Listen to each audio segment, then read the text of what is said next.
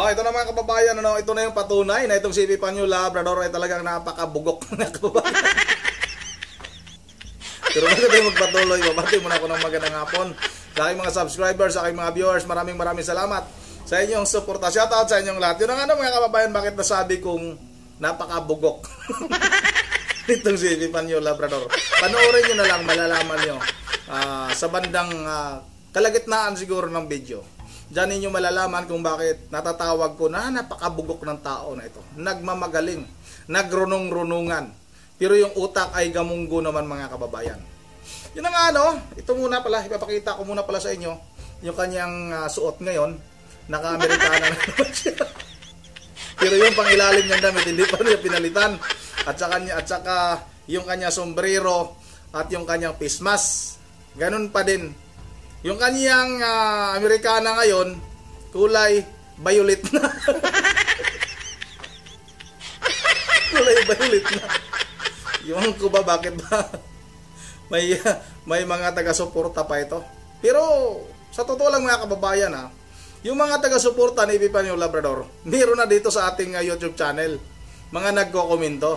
May nagsabi pa sa akin dito na ako daw yung fake news at si Epifanio Labrador daw yung nagsasabi ng katotohanan. At matapang daw. Itong si Epifanio Labrador, hindi ko daw kaya yan. Hindi ko daw kaya yang si Epifanio Labrador. Tapos, ang sabi niya, ano ba ang sabi nito? Mas magaling ba daw sa akin? Si Epifanio Labrador. Hindi naman ako hindi naman ako nakikipagkompetensya mga kababayan. Ang gusto lang natin, mailabas natin yung katotohanan. Huwag tayong puro kasinungalingan. Katulad na lang nito. Itong mga pinagsasabi niya, siya rin yung nasusunog. Dahil hindi nga niya alam kung ano yung mga sinasabi niya mga kababayan. Walang alam. Kung baga sa tira lang ng tira. Kahit tabingi naman yung pagkatira, tinitira pa rin niya. Paano ka makakatama? Posisyono pa lang, tabingi na. Para talagang maniwala kayo kung bakit nasabi ko na napakabugok nitong si Epifanio Labrador. Ito, sabay-sabay natin ito panoorin. Pag-uusapan po natin, ito pong si Robin Tanga na talaga naman pong saksakan ng katangahan, ano? So dito po sa... Yan mga kababayan si Robin Padilla daw ay saksakan ng katangahan. Pero siya naman yung sobrang tanga. Ito patuloy natin. Yung screen ay makikita ninyo yung title po ng ating topic ngayon na kung saan ay bibigyan po natin ng birada. Ang title po ay pinamagatan natin Robin nilaglag ng husto si Digong. Duterte may bilyon, Robin nadulas. Okay, bago natin bigyang birada itong ating topic ngayon mga kababayan, dito po sa ating screen ay babasahin ko lang po muna yung kabuuhan po ng balitang mula po sa Abante News. Ayon po dito sa balita ng Abante News na may title na Robin pumiyok, mga manok ni Digong tagilid sa halalan. So, okay. Ayon po dito mga kababayan, nababahala si Senador Robin Padilla sa mga kandidatong senador ng PDP laban dahil para umano silang mga manok na walang ulo na hindi magawang may kampanya ni dating Pangulong Rodrigo Digong Duterte. Okay. Sinabi ni Padilla na kaya lang dinudumog ang kanilang rally ay para makita ang dating Pangulo. Pero ngayong nakakulong ito sa detention facilities ng International Criminal Court o ICC sa The Hague, Netherlands, ay nahihirapan silang mag-mobilize lalo na kung walang pondo.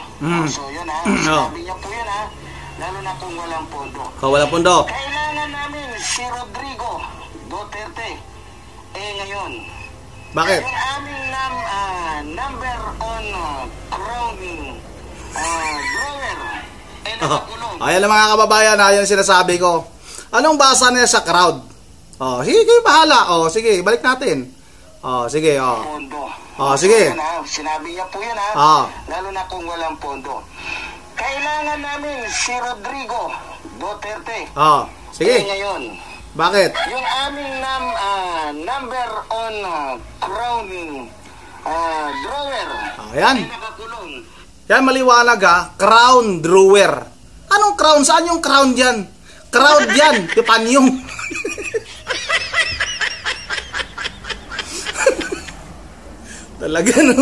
Talaga namang ilalagay ko mga kababayan sa screen niya.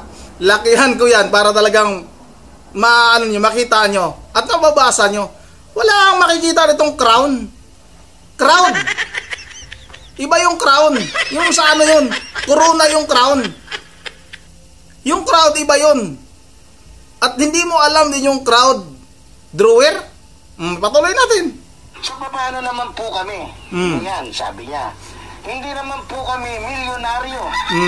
Hindi po kami bilyonaryo. So madaling salita, pag nandyan si Duterte, pag nandyan yung amo nila, may bilyon, may milyon na budget. Wala pong pera ang PDP. Pag-amin ng presidente ng PDP laban. So sa mga hindi nakakalam, si Robin Padilla po ang tumatayong presidente ngayon ng PDP dapa. Sabi niya dito, kapag wala daw yung amo nila, wala daw milyon, wala daw bilyon. So malinaw po na medyo nadulas siya. Ano nga nakadulas nun? Medyo nadulas siya. Ngayon, ano? Binawi niya po ito mga kababayan bandang muli. Binawi niya kasi mukhang nahalata niya na may sablay doon sa sinabi niya. Ito mga kababayan, ipaliwanag ko lang kung ano yung ibig sabihin nitong si Senador Robin Padilla. Crowd drawer. Ibig sabihin mga kababayan, nakakapag-inganyo itong si dating Pangulong Duterte ng maraming tao. Dahil sa kanyang napakagaling magsalita at talagang hinahangaan ng mga Pilipino, itong kanilang pangangampanya, kahit na hindi gumagamit ng pira, kahit hindi gumagamit ng, hindi katulad ng administrasyong ito, na may milyon, may bilyon, pwede silang makahakot o makakuha ng mga audience. Dahil nga itong si dating Pangulong Duterte ay talagang pumupunta ang mga tao para makinig sa mga sasabihin nitong si dating Pangulong Duterte. Yan ang ibig sabihin nitong si Robin Padilla. Yung utak mo ba yung talagang walang laman? Hindi crown yan, crowd. Crowd drawer. Nag-iinganyo ng maraming tao. Nakakahatak. Nakakamagbigani. Ganyan. Nakakabighani ng maraming tao para makinig doon kay dating Pangulong Duterte. Yan din yung sinasabi ko mga kababayan. Kaya itong si dating Pangulong Duterte talagang pilit nilang dinala sa ICC, talagang minamadali nila. Dahil nga, eleksyon na, panahon na ng pangangampanya. Kaya talaga yung habol nitong kampo ni The Junior mga kababayan, ni Pangulong Marcos Bangag Jr. na mawala itong si dating Pangulong Duterte. Kasi nga, kahit sila, itong administrasyong ito, gumagamit man ng milyon, bilyon mga ayuda, dinadaan nila sa ayuda, pupunta lang yung tao. Pero pagdating doon, hindi nila makikita yung simpatiya ng taong bayan. Taliwas. Pag nandito, si dating Pangulong Duterte, andon kasama sa mga pangangampanya, yung crowd, mga kababayan, nandoon. Talagang sumusuporta. Maraming tao ang pumupunta. Yan ang tinatawag. Kaya tinatawag ni Senador Robin Padilla na crowd drawer. At walang crown, panyong. Nung isang araw pa English ka pa. English ka nung isang araw. Tapos pala pagbabasa, hindi mo naman pala alam at hindi mo iniintindi kung ano yung binabasa mo. Binabasa mo na, hindi mo pa rin alam. Ganon ka kabugok. Nakakahiya ka namang tao ka. Amerikana ka. Hindi talaga niya makuha mga kababayan. Kaya nung isang araw nung pa-English yan, tawa ko ng tawa, sabi ng isa kong subscriber, yung ginagawa doon ni Panyong, copy-paste, tapos lalabas. Meron yan sa, mga kababayan sa Google, meron yan. Copy-paste mo lang yung sinasabi mo, tapos lalabas yun. Lalabas na English na yun. Babasahin niya na yun. Pero dito, hindi talaga niya maintindihan. At yung pagbasa niya, kasi hindi niya pinapractice siguro ito, ang basa niya sa crown. O asan yung crown? Sige, ulitin natin. Baka sabihin yung nagsisinungaling ako. Sige, balik natin dito sa bandang, saan yung banda? O sige, o. Asan na yun? Alam si Robin Padilla po, ang tumatayong presidente. Teka lang, dito yan. Dito banda yon. Duterte. Ngayon, yung aming number on crown drawer. Ayan na, malinaw ha. Malinaw nga kababayan, crown drawer. Hindi ka ba nahihiyapan yung sa pinagagawa mo? Tumigil ka na nga sa paninira. Maninira ka pa, sablay-sablay din naman. Palpak naman. Nagpaturo ka muna kung anong mayroon dyan sa paligid mo. Akala ko ba marami kang kasama dyan? Magpaturo ka. Nakakahiya ka. Talagang yung mata mong gatuldok. Pero ikutin mo muna yan para maintindihan mo kung ano yung sinasabi. Kung ano yung binabasa mo. Sige, patuloy natin. Saan ang papanda? Dito na yun. Oh, sige. Yun po ay palusot na lamang niya dahil nga po sa nadulas siya. Nadulas siya doon sa sinabi niyang pag wala si Digong, walang milyon, walang bilyon.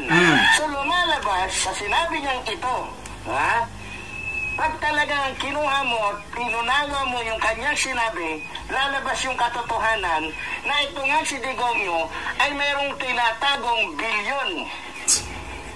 Ngayon, para makalusot, sabi ni Robin, kapag nandiyan si Digong, hindi mo kailangan ng pamasahe, sabi. Hindi mo kailangan ng pampalubong loob sa pagkain. Darating po yung tao. Dala nila ang t-shirt na pinagawa nila. Biro mo yung mga tao daw ang nagpapagawa ng t-shirt. Malaking kasinungalingan po yun. Alam nyo, ganito yun Sige. Malaking kasinungalingan. Dito sa aming bayan, mga kababayan, meron talaga ditong nagpiprint ng libre.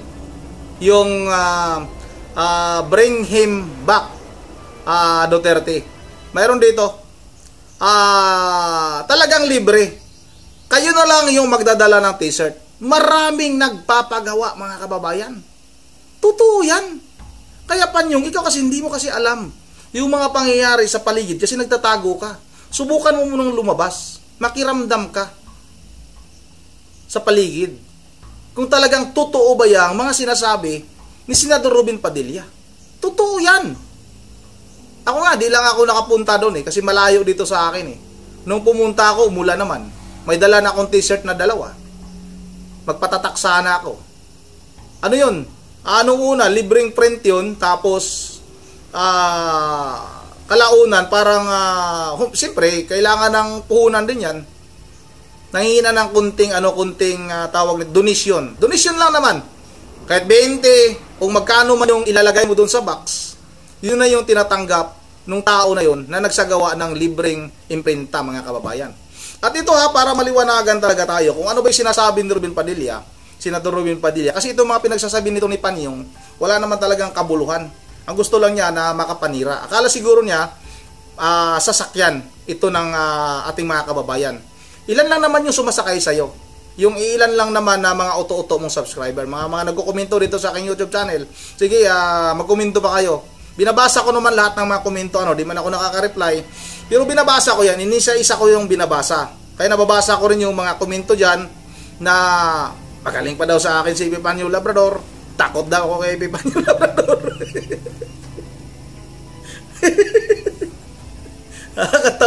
Nakakatawa naman mga kababayan O ito, kung ano-ano pa yung mga sinasabi nila, hindi daw nagsisinungaling si Epifanio Labrador. Totoo daw yung sinasabi ni Epifanio Labrador. O tandaan nyo ito yung ibinibintang ni Epifanio Labrador na yung Iglesia ni Cristo daw ang pumatay kay Gold Dagal. At intindihin nyo mga kababayan dapat idagdag nyo ito sa kaso. Dahil wala naman siyang katibayan na yung Iglesia ni Cristo ang pumatay, pero talagang sisigaw niya, ipinagkakalat mga kababayan na may kaugnayan o may alam itong Iglesia ni Cristo sa pangyayaring pagpatay kay Gold Dagal. Ito mga kababayan paparinig ko lang sa inyo itong sinabi ni Senador Robin Padilla para talagang maintindihan ninyo. Ito. Si Rodrigo Duterte. Ngayon, yung aming number 1 crowd drawer. Ano? Malinaw ha? Malinaw Panyong ha? Crowd drawer, hindi crown. Walang crown diyan. Basahin mo ng maayos. Crowd drawer. Ayan ha, sige, patuloy. Senador Robin Padilla. Ibalik natin, balik. Ibalik natin, sige. Namin si Rodrigo Duterte. Ngayon, yung aming number 1 crowd drawer. Nakakulong. So, paano kung ngayon yan? Hindi naman po kami milyonaryo, hindi naman kami bilyonaryo, wala akong pera, PDP. Hindi po kami yung tipo na kaya namin magpatawag ng tao dahil may pera po kami. Dumadating po ang tao kapag nandyan si Duterte. Kapag nandyan si Digong, hindi mo kailangan ng pampamasahe, hindi mo kailangan ng pampalubag loob na pagkain. Darating po ang tao, dala nila yung t-shirt nilang pinagawa nila, totoo yan. Silang pagkain, bibigay pa sa'yo. Ganun po yung klase ng pamumulitika ni Rodrigo Roa Duterte. So, kaya ako po nasabi na para kaming inalisan ng ulo. Kasi po yung aming ulo na nasa kanya po lahat ang katangian para dumating ang tao, wala po, nandito nakakulong sa unahan. Kaya nagkaroon po kami ng malaking setback po ito sa partido. Kasi po, talagang kami po ay inabantunan na rin ang napakarami namin kasama sa lokal. At naglilipatan na po yan ng ibang partido. Kaya kami po, sa ngayon, sa totoo lamang po, para po kaming manok na walang ulo na paikot-ikot. Kailangan namin si Rodrigo Duterte.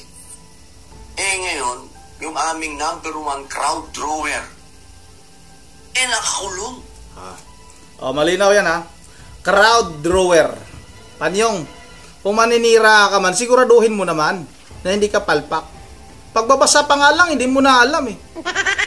Kaya duda ako sa pa-English mo, kaya tawa ako ng tawa eh. Nahalata naman ang ating mga viewers dyan. May mga komento dyan, basahin mo. Baka sakaling mapasyal ka dito sa aking YouTube channel.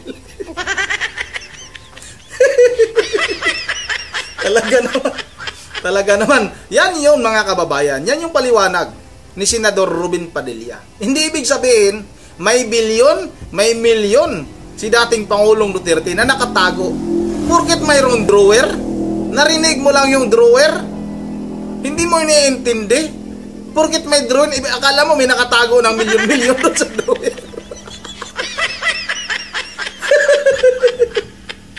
Talaga naman. Akala mo, kasi may drawer. Yung crowd drawer, yan yung tao na pag dumating siya, ay talagang nakakainganyo siya. Nakakapanghatak siya ng atensyon. Hindi mo kailangan na magbigay, katulad ng ginagawa nitong administrasyong ito na may mga ayuda. Kusang pupunta yung mga tao doon. Kung nakita ninyo sa Hong Kong mga kababayan, yung mga tao na nandoon, nung pumunta si dating Pangulong Duterte doon sa Hong Kong, nag-iyakan. Nung nagsalita na si dating Pangulong Duterte, may video dyan. Maghanap kayo.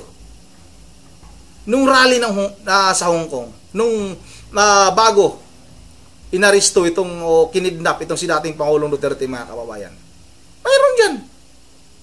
Kaya yun yung sinasabi ni Senador Robin Padilla. Tapos gumawa ka na naman ngayon ng kwento na may pera, nadulas. Itong si Senador Robin Padilla, nadulas. Dahil may mga tinatagong bilyon, milyon, kasi nakarinig ka lang ng drawer. Talaga naman. Papainom ako sa ng tubig yung Ipanyo. O mga taga-suporta ni Ipanyo. Susuportahan nyo ba yung tao na yan? Noong isang araw lang, pa-English, tapos ngayon, napatunayan natin kahit pagbasa pala, hindi pala marunong.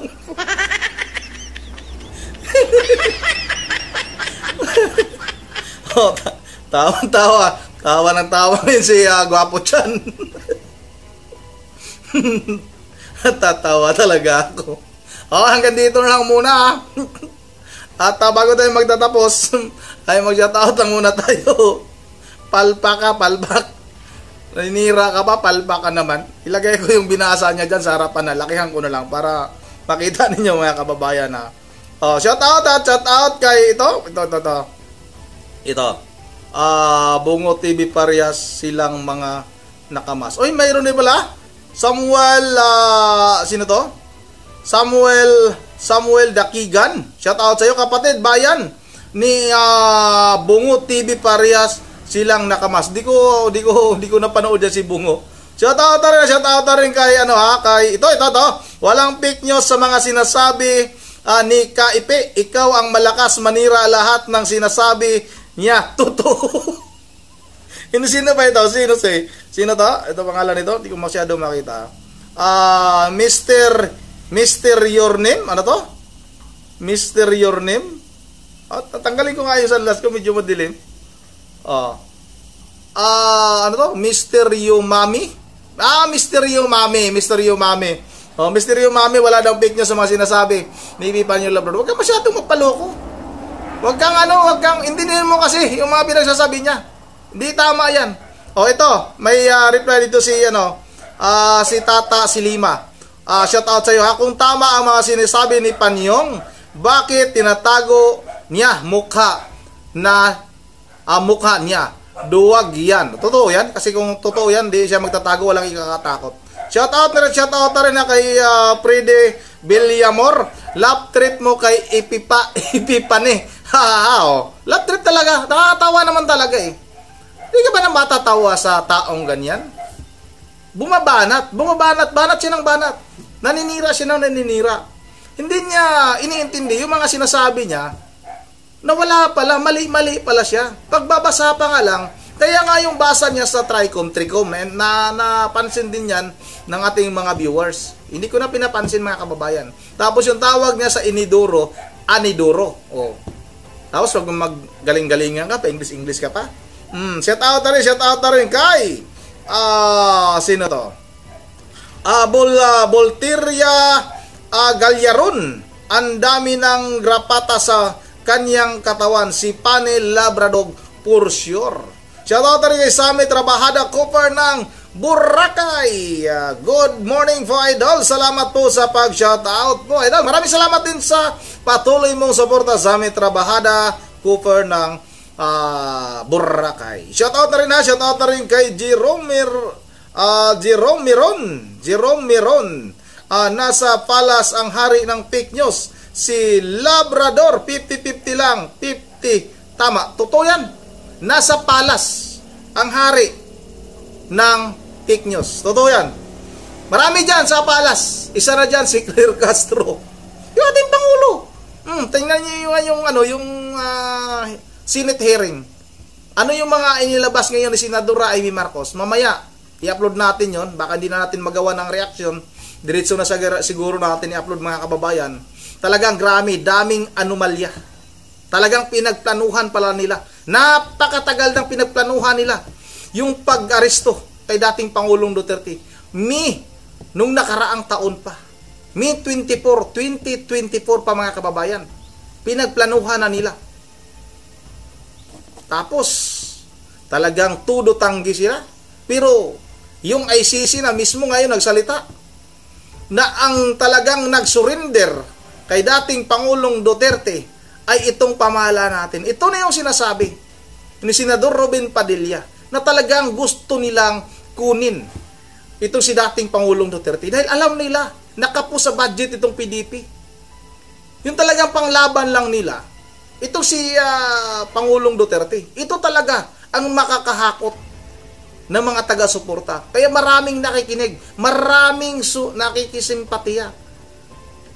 Yan ang sinasabi nga ni Senador Robin Padilla na crowd drawer. Pero ang sabi naman ni Panyong, crown.